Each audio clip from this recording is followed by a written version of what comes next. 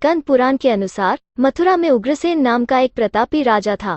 वो स्वभाव में सीधा साधा था, जिस कारण उसके पुत्र कंस ने ही उनका राज्य हड़प लिया और स्वयं मथुरा का राजा बन गया।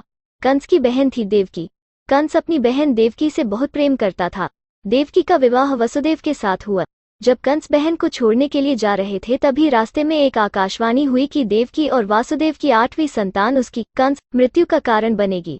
भविष्यवाणी सुनते ही कंस ने देवकी और वसुदेव को मारना चाहा, लेकिन जैसे ही वो आगे बढ़ा तभी वसुदेव ने कहा कि वो देवकी को कोई नुकसान न पहुंचाए, वो स्वयं अपनी 8वीं संतान कंस को सौंप देगा। इसके बाद कंस ने वसुदेव और देवकी की हत्या तो नहीं की, लेकिन दोनों को कारागार में डाल दिया। कारागार में ही देवकी ने 7 संतानों को जन्म दिया। कंस ने एक एक कर सभी को मार दिया। जब देवकी 8वीं बार गर्भवती हुई तो कंस का भय और बढ़ गया। उसने कारागार पर पहरेदारी बढ़ा दी। देवकी ने भाद्रपद माह के कृष्ण पक्ष की अष्टमी की मध्य रात्रि को रोहिणी नक्षत्र में कृष्ण को जन्म दिया। भगवान विष्णु ने वसुदेव को दर्शन दिए और कहा कि वे स्वयं उनके पुत्र के रूप में जन्मे हैं। उन्होंने वसुदेव से कहा कि वे उन्हें वृंदावन में अपने मित्र नंद बाबा के घर पर छोड़ आएं और यशोदा जी के गर्भ से जिस कन्या का जन्म हुआ है उसे कारागार में ले आएं। वसुदेव ने ऐसा ही किया।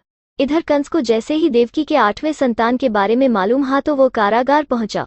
उसने देखा कि 8वीं संतान कन्या है, लेकिन कंस को मृत्यु का भय था, इसलिए उसने कन्या को जमीन पर पटक दिया। नवजात कन्या जमीन से आसमान में पहुंचकर बोली, रे मूर्ख, मुझे मारने से कुछ नहीं होगा। तेरा काल तो पहले से ही वृंदावन पहुंच चुका है और वो जल्दी ही तेरा अंत करेगा। फिर कंस ने वृंदावन में जन्मे नवजातों का पता लगाया।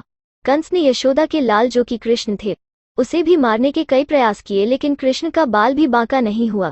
कंस को यह एहसास हो गया कि यह बालक ही वसुदेव और देवकी की 8वीं संतान है जो उसकी मृत्यु करेगा।